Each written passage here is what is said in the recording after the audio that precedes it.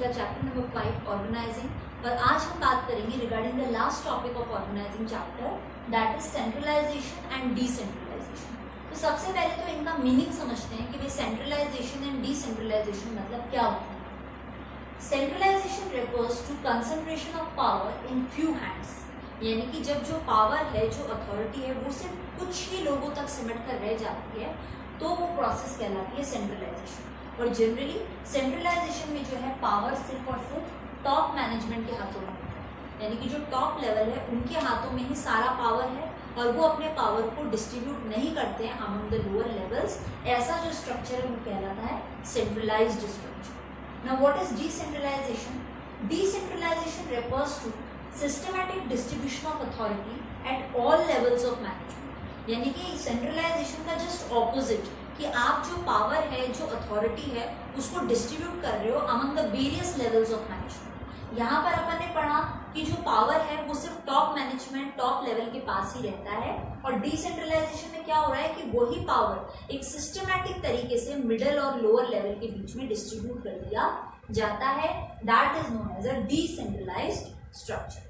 अब ये जो है मैनेजमेंट का चॉइस है, मैनेजर्स का चॉइस है कि भाई उनको कैसा स्ट्रक्चर चाहिए अपनी ऑर्गेनाइजेशन के लिए, वेदर अ सेंट्रलाइज्ड स्ट्रक्चर और अ डिसेंट्रलाइज्ड स्ट्रक्चर। देखो कई बार क्या होता है, कई ऑर्गेनाइजेशन एक मिक्स्ड पॉलिसी अडॉप्ट करते हैं कि भाई हम जो मेजर डिसीजंस होंगे, जो क्रूशियल डिसीजंस होंगे, वो तो सेंट्रलाइज तरीके से लिए जाएंगे, और जो रूटीन एक्टिविटीज होती है उनके अंदर डिसेंट्रलाइजेशन को भी अडॉप्ट किया जा सकता है। जैसे मान लो कोई क्रूशियल डिसीजन, स्ट्रक्चरल डिसीजंस लेने हैं या बड़े फाइनेंशियल डिसीजंस लेने हैं, तो वो तो सेंट्रलाइज्ड स्ट्रक्चर के तौर पर लिए जाएंगे, यानी कि खाली टॉप लेवल को एंगेज किया जाएगा। लेकिन जो रूटीन एवरीडे की एक्टिविटीज हैं, भाई जो भी प्लान्स एंड पॉलिसीज बन गई उनको इम्प्लीमेंट कैसे करना है, रूटीन वर्क कैसे होना है, उसकी जो है उसके अंदर हम डिसेंट्रलाइजेशन भी कर सकते हैं, यानी मिडिल लेवल और लोअर लेवल को भी जो है अथॉरिटी, पावर डिस्ट्रीब्यूट कर सकते हैं, ताकि काम जो है वो सिस्टमैटिक तरीके से पूरा हो सके। तो अगर हम ये चूज करें कि भाई सेंट्रलाइज लेवल ज्यादा प्रॉफिटेबल है या डिसेंट्रलाइज लेवल, तो कंक्लूजन जो निकलता है वो यही है कि भाई मिक्स्ड पॉलिसी होनी चाहिए। कुछ लेवल्स पर खाली सेंट्रलाइजेशन अच्छा है और कुछ लेवल्स पर खाली डिसेंट्रलाइजेशन अच्छा है। अगर डिसेंट्रलाइजेशन भी हम हद से ज्यादा कर देंगे तो क्या होगा, ऑर्गेनाइजेशन में किसी तरह की कोई सीक्रेसी नहीं रहेगी। भाई हमने इंटरनल जो भी पॉलिसीज है, ऑपरेशंस का, काम करने का जो भी तरीका हमारी ऑर्गेनाइजेशन का है, अगर बहुत ज्यादा डिसेंट्रलाइजेशन है तो क्या होगा, सारे सीक्रेट्स आउट हो जाएंगे, कोई सीक्रेसी नहीं रहेगी। इसलिए कुछ लेवल्स पर तो सेंट्रलाइजेशन अच्छा है और कुछ लेवल पर डिसेंट्रलाइजेशन अच्छा है। तो ऑल इन ऑल हम ये समझ सकते हैं कि एक मिक्स्ड पॉलिसी अगर आपका ऑर्गेनाइजेशन अडॉप्ट करता है, आपके मैनेजर्स एक मिक्स्ड पॉलिसी फॉलो करते हैं, तो वो ऑर्गेनाइजेशन के लिए लॉन्ग रन में बेस्ट पॉलिसी साबित होगी। नेक्स्ट जो हमारा टॉपिक है that is relation between delegation and decentralisation. भाई कई बार ये दोनों कॉन्सेप्ट जो है कंफ्यूजन क्रिएट करते हैं। डेलीगेशन का मतलब है यही था कि distribution of authority, distribution of power. अब हम वापस से वही चीज कह रहे हैं कि डिसेंट्रलाइजेशन का मतलब भी वही है कि भाई हम जो है पावर को, अथॉरिटी को डिस्ट्रीब्यूट कर रहे हैं। तो इनके बीच का जो डिफरेंस है उसको पहले समझते हैं। देखो इनके बीच का जो डिफरेंस है डेलीगेशन और डिसेंट्रलाइजेशन का, उसको हम 2 पॉइंट से समझेंगे। पहला पॉइंट है decentralisation is extension of delegation. भाई डेलीगेशन में हम क्या कर रहे थे, अथॉरिटी को डिस्ट्रीब्यूट तो कर रहे थे लेकिन सिर्फ थोड़े से लोगों। जब हम उसी अथॉरिटी को, उसी पावर को बहुत सारे लोगों में डिस्ट्रीब्यूट कर देते हैं, देन इट बिकम्स डिसेंट्रलाइजेशन। देखो डेलीगेशन क्या होता है, जब अथॉरिटी को आपने सिर्फ 1 या 2 या 3 लोगों में डिस्ट्रीब्यूट किया है। लेकिन डिसेंट्रलाइजेशन क्या होता है, अथॉरिटी इनटू मेनी, बहुत सारे लोगों में आपने पावर को डिस्ट्रीब्यूट कर दिया है, then the structure is known to be decentralised. कहने का मतलब है कि पूरा तो दोनों में ही पावर का डिस्ट्रीब्यूशन है, लेकिन डेलीगेशन में कम लोगों में होता है और डिसेंट्रलाइजेशन में एक लार्ज स्केल में वाइड नंबर ऑफ पीपल के बीच में होता है। इसलिए कहा गया है कि डिसेंट्रलाइजेशन क्या है, डेलीगेशन का एक एक्सटेंशन है, एक बड़ा part. Next is delegation is necessary in every organisation, यानी कि हर एक ऑर्गेनाइजेशन में, किसी भी ऑर्गेनाइजेशन में अगर हम चाहते हैं कि हमारा काम, हमारे टास्क जो हैं वो टाइमली कंप्लीट हो जाए, इफेक्टिव और एफिशिएंट मैनर में, सिस्टमैटिक तरीके से कंप्लीट हो जाए, तो नो डाउट डेलीगेशन जो है वो आपके ऑर्गेनाइजेशन के लिए बहुत ज्यादा जरूरी है। लेकिन अगर हम बात करें डिसेंट्रलाइजेशन की, तो ये कहा गया है कि डिसेंट्रलाइजेशन इज ऑप्शनल, ये मैंडेटरी नहीं है, कंपल्सरी नहीं है कि डिसेंट्रलाइजेशन होना ही होना चाहिए। ये आपका जो टॉप मैनेजमेंट है, जो आपके टॉप मैनेजरियल पर्सनल है, उनकी चॉइस, उनके ओपिनियन पे डिपेंड करता है कि भाई उन्हें डिसेंट्रलाइजेशन चाहिए या नहीं चाहिए। क्योंकि ये टॉप मैनेजमेंट का ओपिनियन है, उनकी चॉइस है कि पावर को सिर्फ कुछ ही लोगों में डिस्ट्रीब्यूट करना है या बहुत सारे लोगों में डिस्ट्रीब्यूट करना है। तो अगर हम बात करें डेलीगेशन की, यानी power of distribution among few people, तो ये नेसेसरी होता है हर ऑर्गेनाइजेशन के लिए जो भी सिस्टमैटिक और इफेक्टिव तरीके से काम करना चाहते हैं। लेकिन अगर हम बात करते हैं डिसेंट्रलाइजेशन, तो ये ऑप्शनल है, बिकॉज ये टॉप मैनेजमेंट की चॉइस पे डिपेंड करता है कि पावर का डिस्ट्रीब्यूशन बहुत सारे लोगों में करना चाहिए या नहीं करना चाहिए।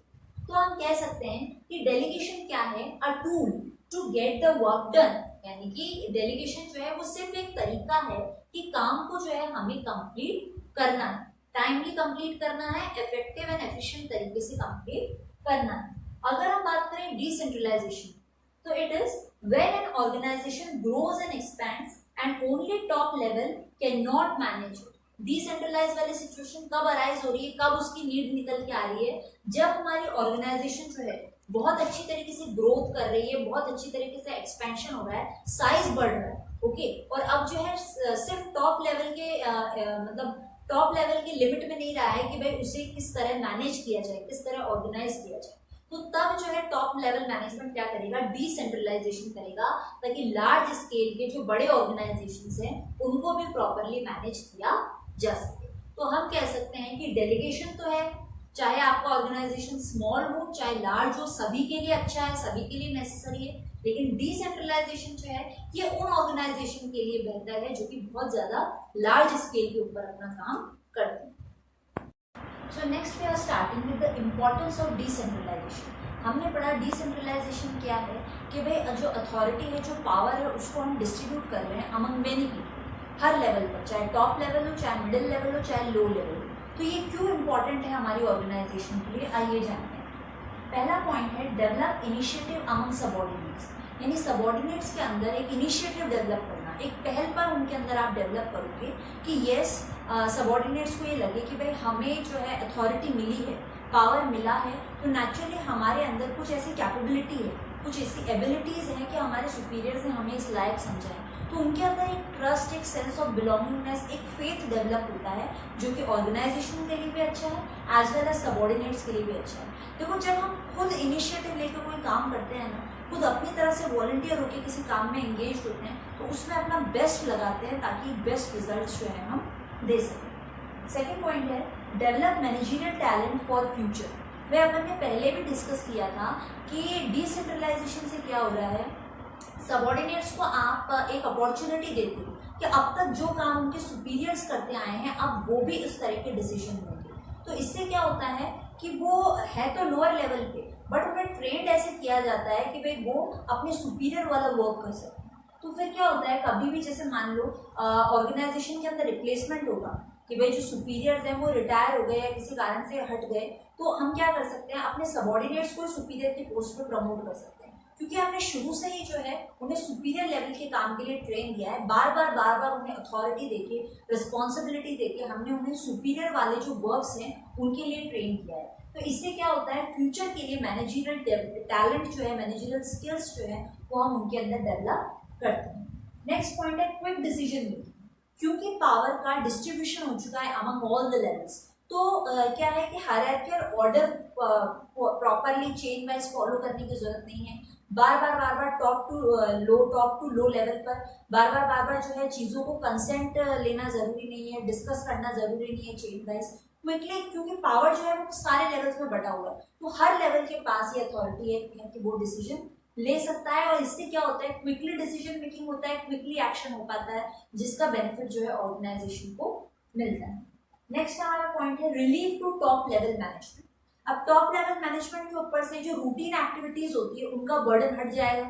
भाई अगर सारा ही वर्क टॉप लेवल मैनेजमेंट ही करेगा, छोटी से छोटी लेके बड़ी से बड़ी चीज तक सारा सुपरविजन टॉप मैनेजमेंट देगा, तो वो क्या होगा, ओवर बर्डन हो जाएगा वर्क का। अब डिसेंट्रलाइजेशन में क्या हो रहा है, क्योंकि हमने अथॉरिटी डिस्ट्रीब्यूट कर दी अमंग ऑल द लेवल्स, तो जो रूटीन एक्टिविटीज है वो आसानी से लोअर लेवल में चली जाएंगी। तो जो टॉप लेवल है वो फ्यूचर एक्सपेंशन, फ्यूचर ग्रोथ के लिए पॉलिसीज, प्लान्स बना सकता है, रिसर्च वर्क कर सकता है ताकि फर्दर डेवलपमेंट किया जा सके।